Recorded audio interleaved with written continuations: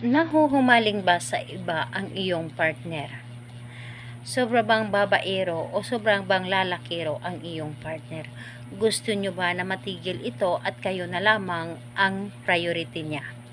Hello mga guys, kumusta kayo? Panibagong araw, panibagong video na naman tayo. And sa araw na ito ay isa na namang video ang aking tuturo sa inyo na simpleng gabay o simpleng pamamaraan na makakatulong sa atin. At bago ang lahat, gusto ko lang mag-disclaimer sa mga taong hindi naniniwala at hindi gusto ang mga kagaya nitong video.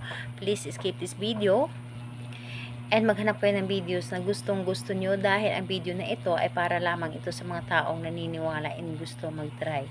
Sa lahat po ng mga nagko-comment dito sa aking video dito sa loob ng aking channel, mag-ingat sa lahat ng mga nagre-reply sa inyo na dinadala kayo sa kanilang WhatsApp Imo app upang makaiwas po tayo sa scam.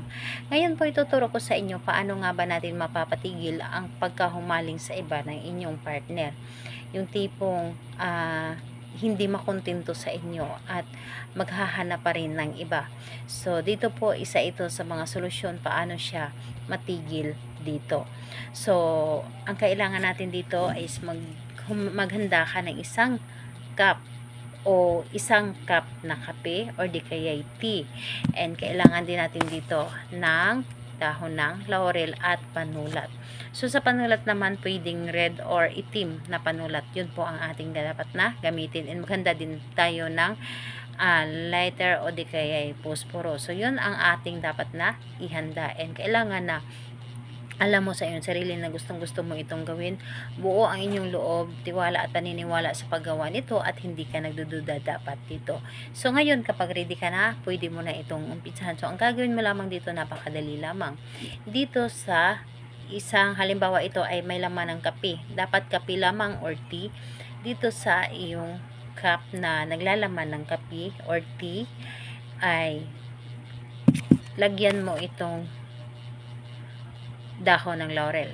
Pero, dito sa dahon ng laurel, isulat mo dito ang kanyang pangalan. Isulat mo dito ang kanyang pangalan at isulat mo rin dito, itigil na ang pagkahumaling sa iba. So, dito po, kapag naisulat nyo na dito, bago ninyo sunugin ito, humiling lamang kayo. Hilingin nyo dito, sa pamamagitan nito, ikaw, pangalan ni partner, ay matigil na sa pagkahumaling sa iba at sa akin na lamang ang focus mo, ako lamang ang priority mo at ako lamang ang mamahalin mo habang buhay. So dito po pagkatapos mo humiling dito, isunugin mo po ito. Sunugin mo at yung abo niya ay isalo nyo dito sa kape. Yung abo niya isalo dito and kailangan maubos lahat yung dahon ng laurel at saka mo siya haluin dito. So, haluin ninyo ng haluin habang hinahalo nyo dito ay isipin ninyo na matigil na ang pagkahumaling niya sa iba. So, ayan po, ibigay ninyo ang kape na ito at ipapainom sa kanya. And dapat po halong-halo talaga ang kape at hindi makita na merong lumulutang or merong nakalagay na abo, and mas maganda na tea ang inyong gamitin dahil yung tea is meron talagang mga parang dahon-dahon. So ayun po, mas maganda po para hindi niya mapaghalataan na meron kayo ginawa. So gawin ito sa araw ng Tuesday and Friday. Yun lamang ang araw na pwede ninyong gawin. So kahit anong oras naman pwede, basta araw lamang ng Tuesday and Friday ang paggawa nito. Pwedeng pagka Tuesday gawin ninyo and pagka Friday gawin ninyo ulit, wala pong problema. Yun ang gagawin po ninyo.